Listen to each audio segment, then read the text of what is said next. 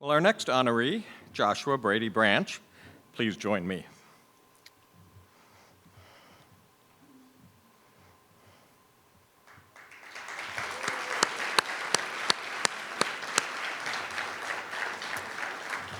Although he hasn't passed the decade mark since his college graduation, Joshua's resume reflects a lifetime career's worth of experience and impact in the juvenile justice reform. After earning a degree in political science from Penn State, Josh began his career as an award-winning teacher for Teach for America after seeing students become arrested at school. He decided to pursue a legal degree at Georgetown. This led him to his passion and his current position as policy specialist at the Crime and Justice Institute. His legal work as a young attorney has already had a profound impact on the lives of juvenile offenders, children in foster care, and on their families. Despite the emotional strain and toll of working long hours, Josh continues to give back to the community and Penn State through mentoring and advocacy.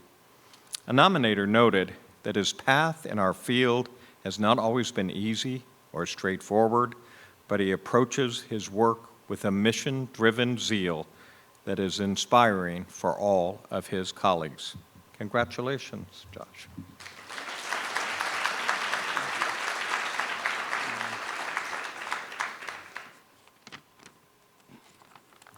They said we would give a 2-minute speech, but they didn't say how many people would be here, so kudos for that. So thank you for this award, Penn State. It's truly humbling. I have to admit, I never really got into this line of work or any of my lines of work for recognition. In fact, I like the various jobs that I've had over the years because they often don't require the spotlight. At their core, these professions are about serving others. They're about serving the community. It's about giving back. It's not about taking. That said, I'd be lying if I told you it doesn't feel good to come back to your alma mater and have an excuse to put on that old suit that fits slightly less comfortably since the pandemic. I have a lot of people to thank for this award. I truly believe it takes a village or a community to support one another. A big thank you to my parents, my family, Joseph Branch, Aurora Cruz, who allowed me to dream without any limits. A long list of mentors here at Penn State. Frankly, too many to list, but I hope the universe lets them know how much I appreciate their support. I owe a lot to Penn State, and I say it all the time. That's because despite thinking I knew everything there was to know about the world inside and out at the age of 22, it turns out I barely did. I think that became readily apparent around my junior year. I was returning from studying abroad at Oxford, and I was on pace to graduate early. And on a typically cold Happy Valley day, I was invited to the then Dean of the Liberal Arts College, Jack Seltzer's office. At that time, I had no clue who Jack was. All I know was he wanted to have a talk with me, which, reflecting back to all my detentions in high school and middle school, likely wasn't a good sign. Jack said he wanted me to speak at graduation, and I was equal parts honored and taken aback.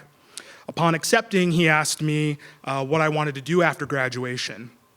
And embarrassingly, I didn't really have a plan.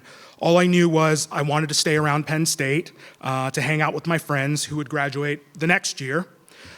So I figured I could work at Walmart for the time being. For some context to this, I was the first of my siblings to graduate from university. My mother was a nurse. She attended her higher education in Puerto Rico, and she wasn't very familiar with the US college system, much less what I could do with a degree in political science and sociology. My father had military experience. He actually joined the Navy in the 9th grade. and he later became a police officer. So he wasn't fully aware of my opportunities either. So for me, a kid from coal country, Pennsylvania, making $40,000 a year at a Walmart as a manager with a 4-year degree seemed like a win. And for Jack, this wasn't acceptable. I remember his response was a very taken aback, "What?" And I repeated my plans, and he had a puzzled look on his face. And he responded, "Josh, I'm not letting you leave here with that GPA and these awards to have you work at Walmart."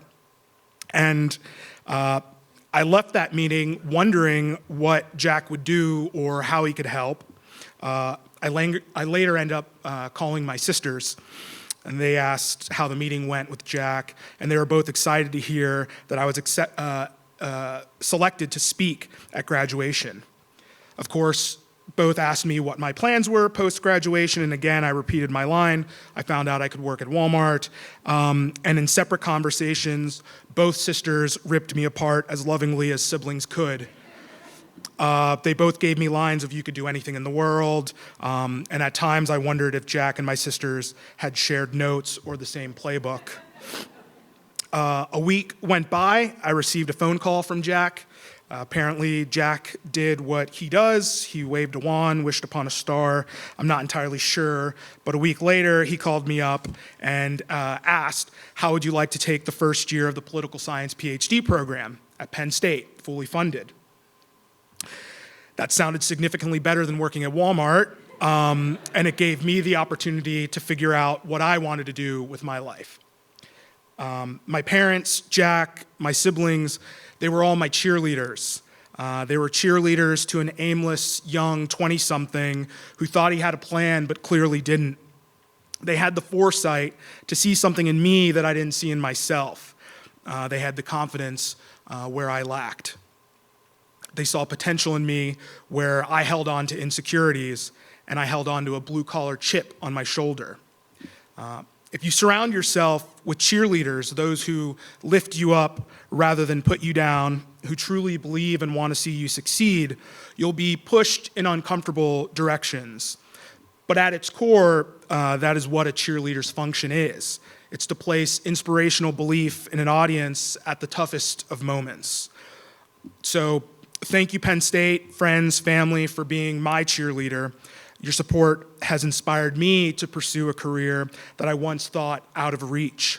As a result, I've been able to make positive impact and live a thus far fulfilling career that has impacted the lives of others in communities across the U.S. I'm humbled by this Young Alumni Award. I hope next time we see each other, I've aged enough to win maybe the Alumni of the Year, or perhaps later in life, the Elder Statesman of the Year. So thank you all.